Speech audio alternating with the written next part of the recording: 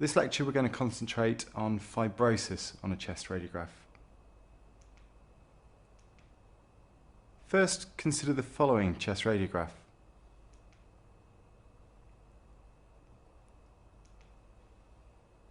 What do you think the most likely diagnosis is?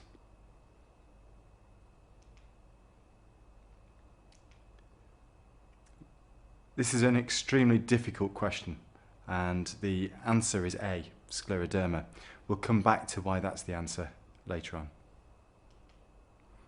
The aim of this lecture is to enable you to confidently diagnose pulmonary fibrosis on a chest radiograph. The way we're going to look at this is to look at fibrosis on a chest x-ray and marry this up to what fibrosis looks like on high resolution CT. We're then going to look at some common causes of fibrosis, and we're going to look at the zonal distribution, so upper zone fibrosis, lower zone fibrosis, and then fibrosis that doesn't have any zonal predominance. Taking this chest x-ray, we can see that there's fibrosis. In particular, looking in the right upper lobe, we can see these lines. These lines are what we call reticular markings. They're interstitial lines, fibrotic areas of lung. If we look in the left lower lobe, we can see again some more examples of reticular markings, but also some nodules, and we call this reticular nodular markings. Again, this is a sign of fibrosis. If we look at high resolution CT, we can see why we get those signs on a chest x-ray. Here we see the reticular changes, the linear lines of fibrosis, and here we see areas of nodularity. So these are the nodules that you can see on chest x-rays. There are other signs on chest radiographs of fibrosis. On this chest radiograph, we see a relative loss of volume within the hemithoraces. Both lungs are of small volume. And we can see that in the top left corner, this is the patient's best inspiration. Okay, so this is loss of volume and another sign of widespread fibrotic change. If we go back to the question that we asked at the start, we can see that there are areas of fibrosis, predominantly in the lower zones. We can also see a tubular air-filled structure in the mediastinum, and it's this key finding that gives us the diagnosis of scleroderma, because this is the esophagus, it's a dilated esophagus. There are other causes of lower zone fibrosis, but it's important to look at the other findings on the chest radiograph to put your diagnosis together. So we can see there's several different ways of looking at the causes of fibrosis. We can look at the zonal predominance. So there's pathologies that cause upper or specifically lower zone fibrosis, and there's pathologies that don't have any predominance at all. They cause a widespread fibrotic change. Sometimes we get clues from other coexisting abnormalities on the chest film. So rheumatoid, you might see erosions of the clavicles laterally. In scleroderma, you might see dilated esophagus, as we have in the previous example. Or you may see cardiomegaly, and you can get fibrotic changes from chronic heart failure.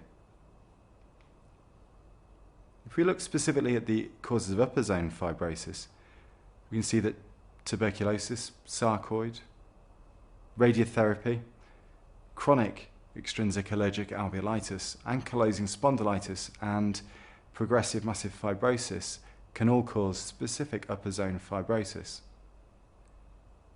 It's important to understand that sarcoidosis can cause lower zone and mid zone fibrosis as well, but if you see upper zone fibrosis, it's important to include sarcoidosis in your differential. Here's an example of upper zone fibrosis, best illustrated in the right upper zone, where we see these reticular markings. We can see that there's loss of volume of the upper lobes because there's also elevation of the hilar bilaterally. This patient had tuberculosis, and you often get this upper zone fibrosis, this scarring, which causes elevation of the hilar. This patient also has upper zone fibrosis. This is more subtle, but you can see reticular markings in the upper zones, and the hilar are again elevated. This patient had sarcoidosis. Causes of lower zone fibrosis include collagen vascular diseases, so scleroderma, as we saw, rheumatoid arthritis. There are drugs which cause it, most commonly amiodarone. It's important to look at the heart size to see if this is enlarged, as it might give you a clue to the cause of the fibrosis. Aspiration, chronic aspiration, can cause lower zone fibrosis, more so on the right than the left, but it can be bilateral. And carcinomatosis lymphangitis is another cause. Here's an example of lower zone fibrosis. As you can see, the reticular markings are just in the lower zone, and you've lost the left hemidiaphragm. Here, the hilar are retracted inferiorly, indicating loss of volume in the lower zones. This is a patient with rheumatoid, although we're not to know this from the rest of the findings on the chest film.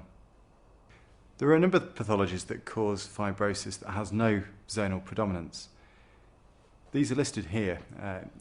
Langerhans cell histiocytosis, the phacomatoses, neurofibromatosis, tuberous sclerosis, NSIP and UIP, lymphangiomyomatosis, cystic fibrosis, and the pneumoconioses. It's not to say that these won't present with fibrosis that affect a particular zone, but in general, they don't only cause fibrosis within that zone. Here are a few examples. This is a patient with cystic fibrosis. We see a portocath on the right anterior chest wall, and this helps us to the diagnosis. Here we see a more generalized fibrotic picture, and it's very difficult to tell what this is just on the radiograph. With HRCT, we see that the fibrotic changes are mainly in the periphery of the lungs, and this is likely to be NSIP, or non-specific interstitial pneumonitis. This patient, again, there's generalized fibrotic change and a nodularity throughout both lungs. Here we see the HRCT, and we see a mixture of the reticular markings and the nodularity, particularly seen along the lines of the pleura. It's very difficult to tell the difference between these causes of fibrosis without HRCT. In this patient, we get a few clues. There's a fibrotic picture, but there's also a small right-sided pleural effusion. We've lost the right hemidiaphragm, and a larger left-sided pleural effusion. We've lost the left hemidiaphragm. We can see that the breast shadows are asymmetrical, indicating previous breast surgery. And this is carcinomatosis lymphangitis. So this is a diffuse spread of carcinoma within the lymphatics of the lung. In summary, we've looked at fibrosis on a chest radiograph. We've looked at the reticular and reticulonodular changes that you get and compared them to changes we see on high-resolution CT.